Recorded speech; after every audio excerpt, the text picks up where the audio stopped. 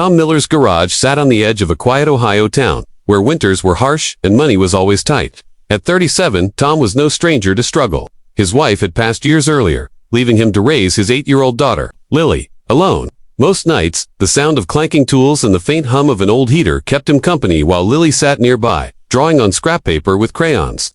Tom worked tirelessly, but bills piled up faster than he could pay them. Still, he carried on, determined to give his daughter a safe and decent life. One cold evening, as Tom was closing up shop, headlights flickered through the fog and stopped outside his garage. He frowned. No one ever came this late.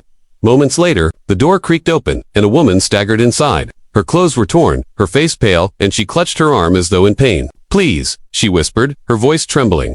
"My car broke down a mile away. I don't know what to do."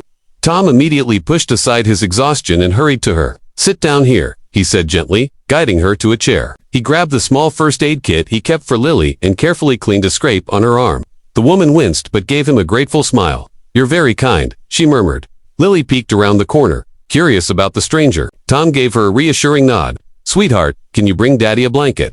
She rushed off and returned with one, draping it over the woman's shoulders. The warmth seemed to calm her shaking hands.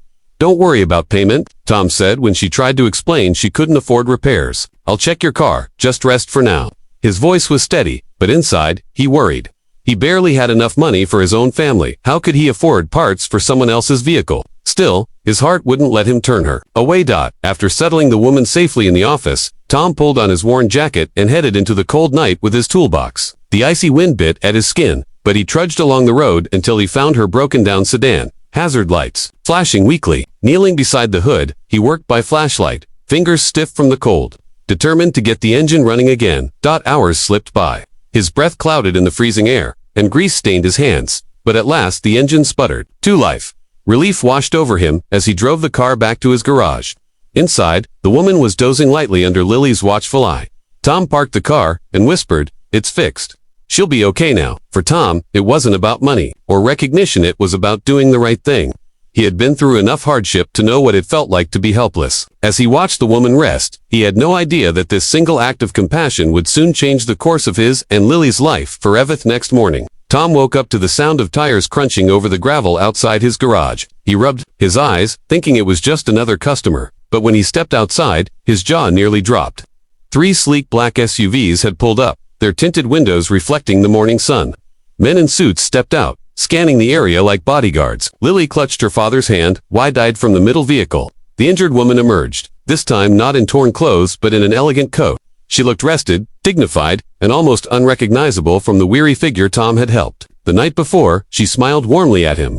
"Mr. Miller," she said, her voice stronger now, "you have no idea what your kindness meant to me." Tom, still stunned, shook his head. "I was just doing what anyone would," he muttered, embarrassed by the attention. The woman laughed softly. "Not everyone would. Most people would have turned away. You gave me shelter, you fixed my car, and you asked for nothing." She gestured to the men beside her. "My name is Claire Reynolds. I own Reynolds Industries. Perhaps you've heard of it." Tom blinked, speechless. Reynolds Industries was one of the largest companies in the region, known for aerospace contracts and high-profile technology. He had seen the name in newspapers but never imagined he'd be speaking to the woman behind it.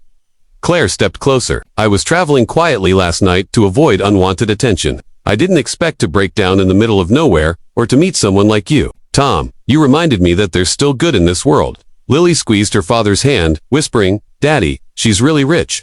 Tom hushed her gently, still trying to process everything. Claire turned to one of her men, who carried a sleek black briefcase forward. She nodded, and he opened it to reveal documents and papers. "I know you didn't ask for anything, but I want to give back.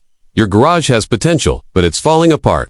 Let me help you expand, repair, and modernize it. Not only that, like to establish a scholarship fund for Lily, a bright future for her, in memory of the kindness you showed me." Tom's throat tightened. He couldn't believe what he was hearing. I can't accept this," he stammered. "I was just doing my job."